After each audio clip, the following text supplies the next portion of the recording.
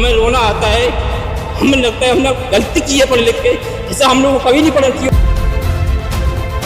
अब भूख हड़ताल के बाद हम लोग खाना पीना सब लोग पानी भी नहीं पिए कल से, और ये नौबत आ गई हमने मार्कशीट भी अपनी जला दी जीएचबी की। उस मार्कशीट की क्या करेंगे सर? अगर पद खाली नहीं है तो 80,000 अतिथि शिक्षक क्यों लगा रखे हैं? तीसरी बार हम लोग जब गए तो उनने एक ही अभद्रता से बात की कि आप गेट से ही बाहर कर देना जितने भी पद वृद्धि के लिए आए।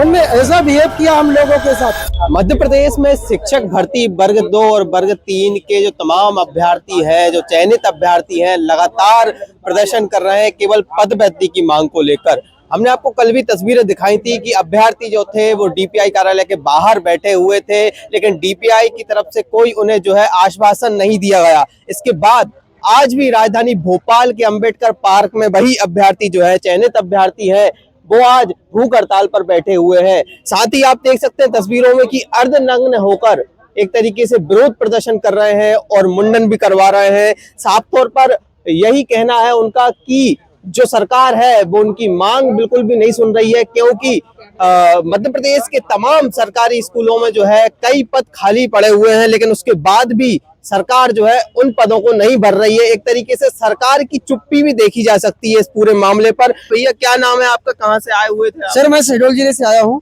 तो हमारी मांग यही है, हम लोग भूख हड़ताल में बैठे हुए हैं कल से।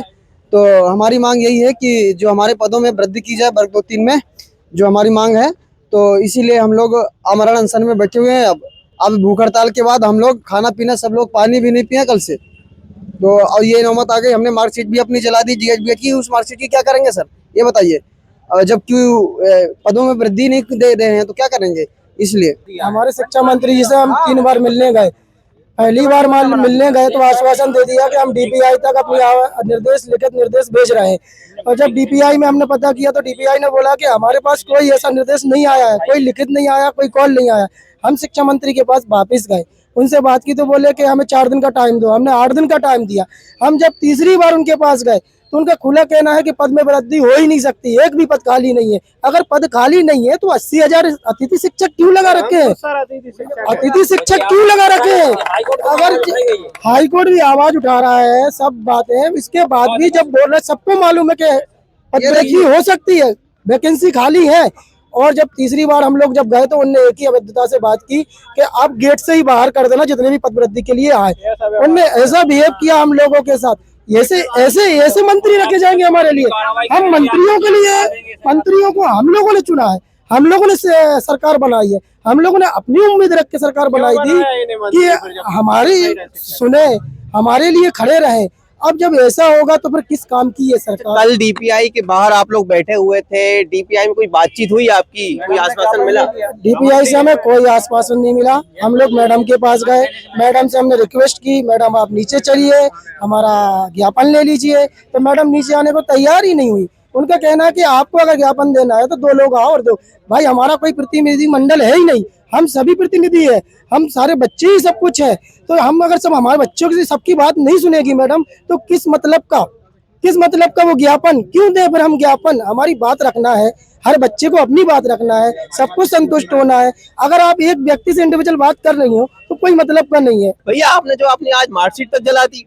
सर मार्कशीट का अगर हमें रोजगार ही नहीं मिल पाएगा, ये है अंक सूची, अगर रोजगार ही नहीं मिल पाएगा तो हम इस अंक सूची को क्या कर सकते हैं? लाखों के रुपए खर्च करके इसको अंक सूची को हमने जलाया कि हमें रोजगार मिले। हमारी पदवृद्धि शिक्षा मंत्री नहीं करते हैं, झूठा आश्वासन देके और योग्यता का सम्मान नहीं किया जाता है। आप मुझे ये बता दीजिए, आपके मध्य प्रदेश राजपत्र में एक 2025 नवंबर 2024 का एक जनजाति कार्य विभाग में प्राथमिक शिक्षकों के 14,625 पद है, माध्यमिक शिक्षक के 43,734 पद है।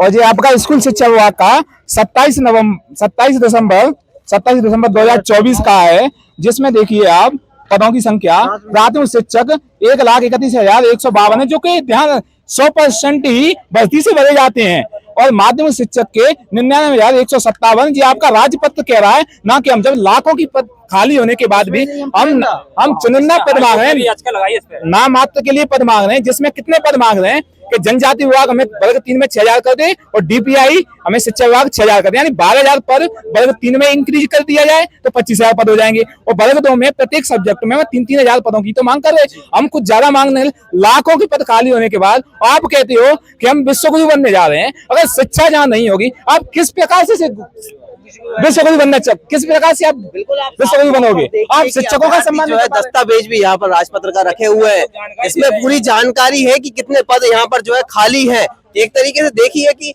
हजारों पद खाली होने के बाद भी, लाखों पद खाली होने के बाद भी यहाँ जो है शिक्षा व्यवस्था की स्थिति ऐसी हो गई है कि पद वृद्धि नहीं कर पा रहा है। और इन अभ्यर्थियों को, जो चयनित अभ्यर्थी अपनी मेहनत से जो है पढ़ लिख कर जो है चयन हुआ है इनका, उसके बाद भी ये बेरोजगार घूम रहे हैं। हम लोगों को मांग सुनी जाए, हम लोगों की मांग क्यों नहीं सुनी जाती है?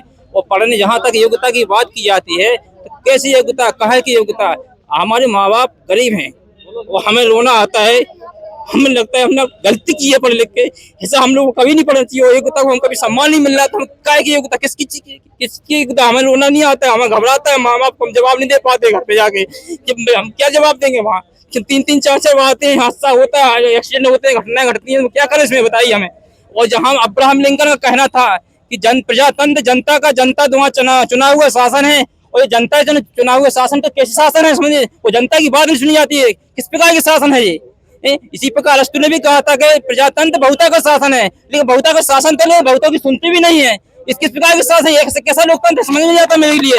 तो मेरा शासन से निवेदन है शिक्षा मंत्री से और माननीय डॉक्टर मोहन यादव जी से कि हम लोगों की मांग सुनी जाए, ताकि आए दिन हम लोग इस प्रकार से प्रताड़ित न हो। तो साफ तौर पर देख सकते हैं कि शिक्षा मंत्री मध्य प्रदेश के, जिन्हें जो है खुले तौर पर एक चुनौती दी जा रही है यहाँ पर अभ्यर्थियों द्वारा कि अगर अभी भी शिक्षा मंत्री इनकी जो है पदोन्नति की मांग को नहीं सुनते हैं तो अन्न जल तो इन्हें त्याग ही दिया है। उसके साथ ही ये अभ्यर्थी जो है अब भूख हड़ताल के साथ अपने शरीर को त्यागने को मजबूर होंगे। सर हम लोग 13 तारीख को शिक्षा मंत्री जी से मिलने गए थे। उन लोगों ने सर ने हमें आश्वासन, झूठा आश्वासन दिया कि हम आप लोगों की पद वृद्धि करवा देंगे, लेकिन फिर हम लोग 30 तारीख को गए उनके पास, तो उन्होंने डीपीआई में गए थे हम लोग, तो वहाँ पे उन्होंने कहा नहीं ऐसा तो कुछ कहा नहीं। वो सर ऐसा झूठा आश्वासन दे रहे हैं हम लोगों को कि नहीं हम आप लोगों को करवा देंगे। तो ये लोग सब झूठे बैठे हुए हैं, हम लोग सब लोग कि नहीं, हम लोग देखने के लिए बैठे हुए हैं, सब बताने के लिए बैठे हुए हैं कि हम लोगों की करो पद वृद्धि, लेकिन आप लोग ऐसे झूठा